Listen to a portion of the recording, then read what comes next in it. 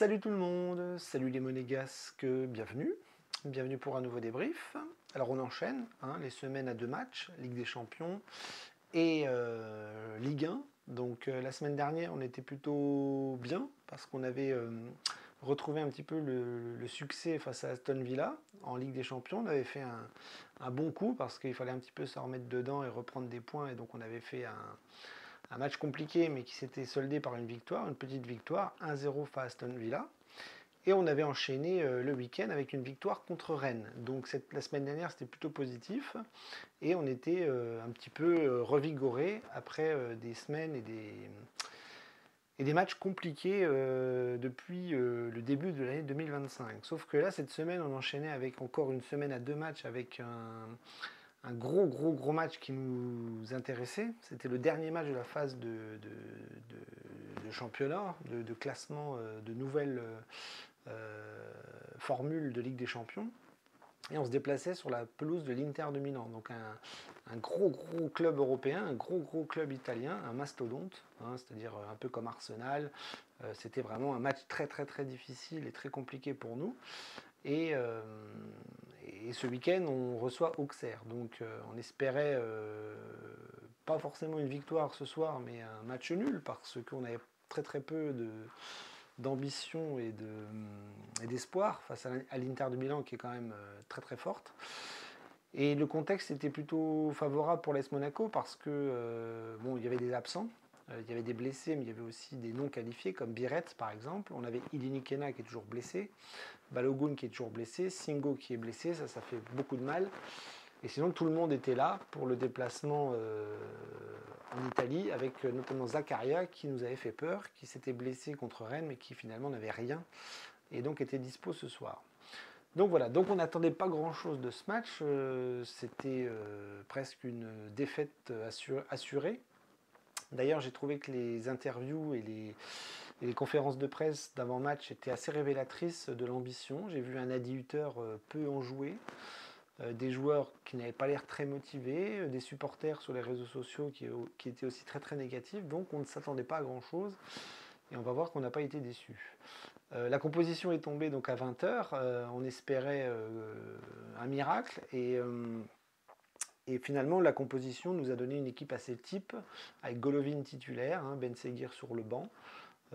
Donc c'était Vanderson arrière droit, Mawissa arrière gauche, Kerrer Salissou, on n'a pas vraiment le choix parce que Singo n'est pas là, Majiki dans les buts, Camara Zakaria, ça c'était bon. Donc Golovin, Akliouche, Minamino et Mbolo devant, donc pas de surprise. Voilà. Donc le match commence et le match se termine. Voilà. Donc il n'y a pas eu de match, c'est pas compliqué, on s'est fait défoncer.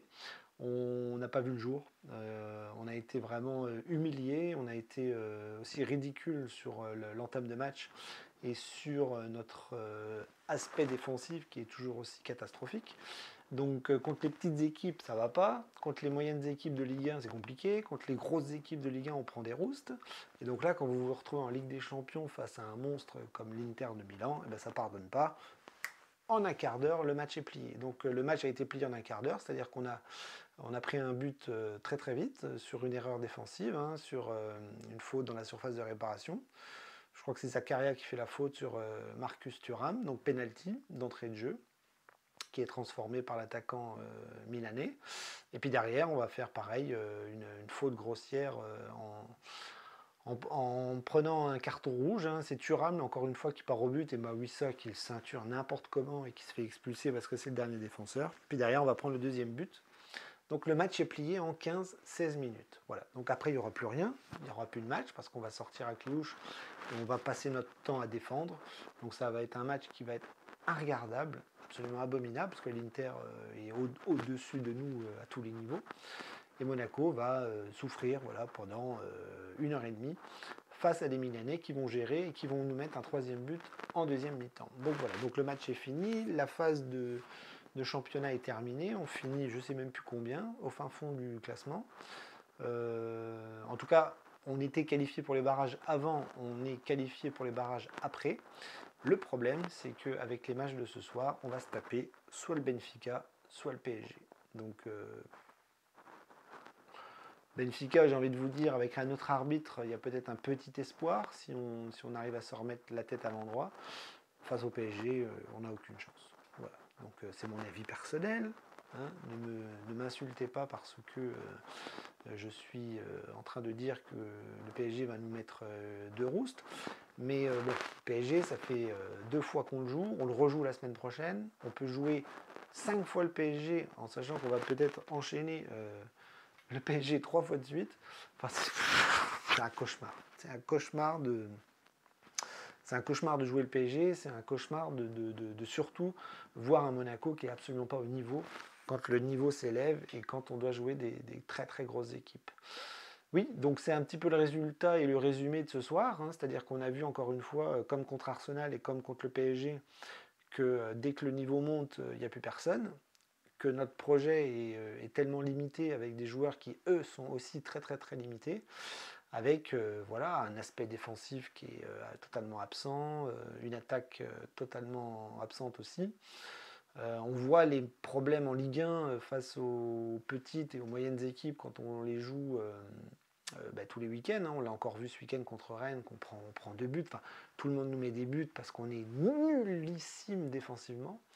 On a rien du tout de solide. On n'a vraiment pas du tout cette saison, cette capacité à bien défendre. Donc c'est très très facile de nous battre quand nous, on n'arrive pas à mettre des buts. Et force est de constater que voilà, contre les gros, on est incapable de marquer des buts dans des matchs à haute intensité, avec une équipe en face qui nous met la leçon à chaque fois. Quoi. On l'a vu 2 fois contre le PSG, on l'a vu contre Arsenal, on a pu le voir aussi contre Benfica en Ligue des Champions, enfin les gros matchs européens. Et les gros matchs en Ligue 1, on voit bien qu'on n'arrive pas du tout cette année enfin, en tout cas, Adi Hutter n'a pas les clés pour poser des problèmes aux grosses équipes.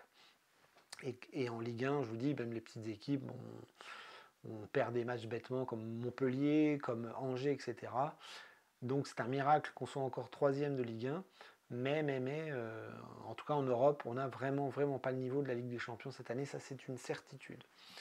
Donc Benfica ou Paris, on verra bien, on ne va pas se projeter tout de suite, mais en tout cas ce soir, on a vu que c'était vraiment les limites de notre projet, les limites de notre équipe.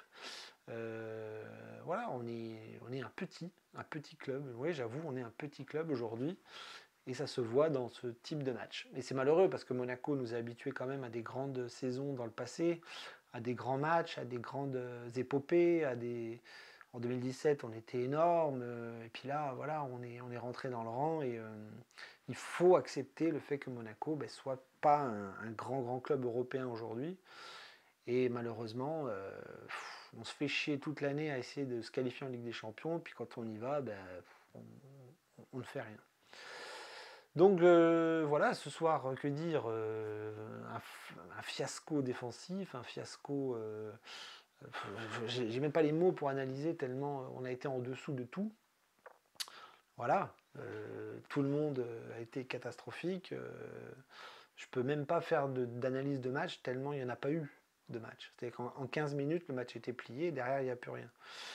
Donc on peut tirer que les conséquences de ce match. En plus, on a encore perdu un joueur ce soir, et pas des moindres, parce que Jordan Tézé s'est blessé. Il est sorti sur civière et ça sent la grosse blessure. Perdre Tézé me fait parler un petit peu du mercato d'hiver qui se termine là. On a jeudi, vendredi, samedi, dimanche, lundi, 5 jours pour trouver un milieu de terrain, en sachant que sur le plan du recrutement, du mercato, c'est un peu comme sur le terrain ce soir, c'est un fiasco, parce qu'on n'a pas réussi à trouver un milieu de terrain. On a essayé, je pense que Skouro s'est attelé à plusieurs dossiers, mais il s'y prend n'importe comment. Donc il a pris porte fermée sur porte fermée. Hein. Je pourrais vous donner les noms, mais vous les connaissez. Hein.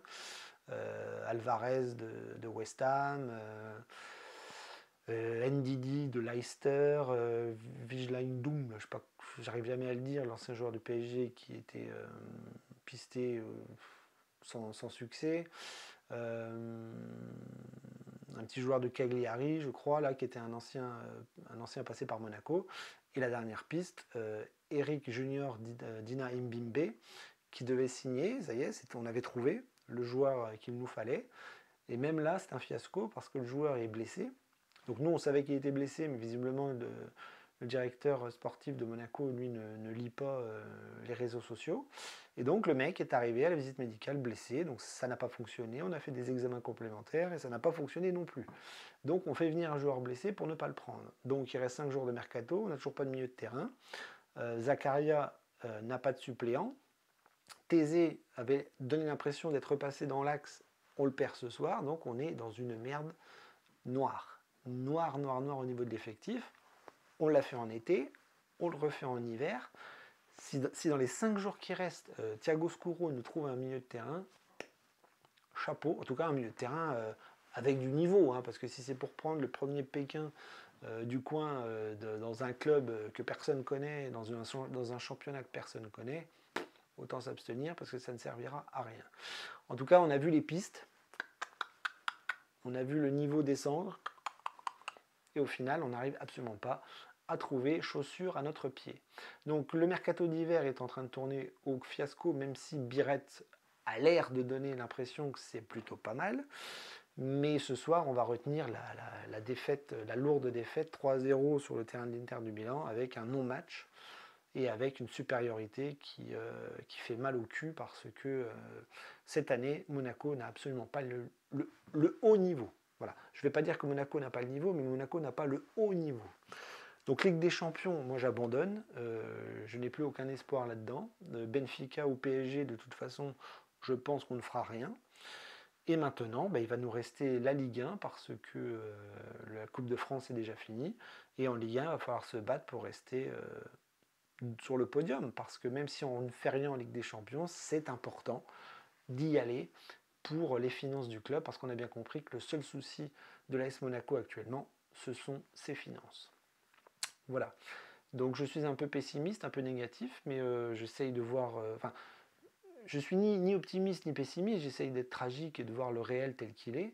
Et moi je constate cette année que contre les gros clubs, nous ne faisons absolument rien, qu'en championnat on fait beaucoup de bêtises, on fait beaucoup d'erreurs qui n'arrivent pas à être gommées, hein, notamment sur le plan défensif. Et sur le plan offensif, si Biret ne commence pas à nous claquer des buts, c'est pas Mbolo qui va le faire.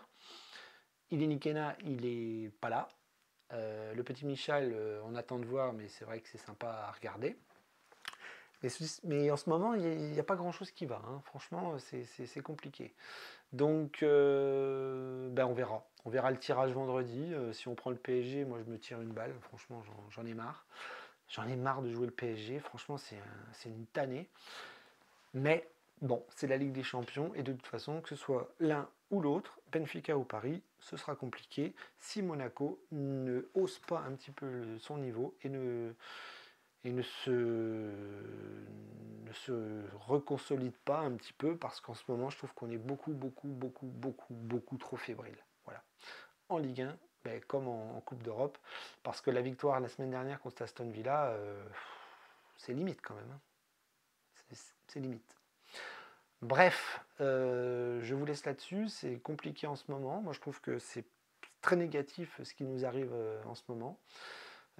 Vite relever la tête dès samedi contre Auxerre, parce que si on ne gagne pas contre Auxerre samedi, la crise qui était là il y a quelques semaines peut vite revenir dans les coulisses de ce magnifique club qu'est l'AS Monaco. Et voilà, j'espère que ça n'arrivera pas et que on va retourner un petit peu vers l'avant. Voilà, j'allais dire droit au but. Surtout pas. Allez, rendez-vous samedi pour le débrief contre Auxerre.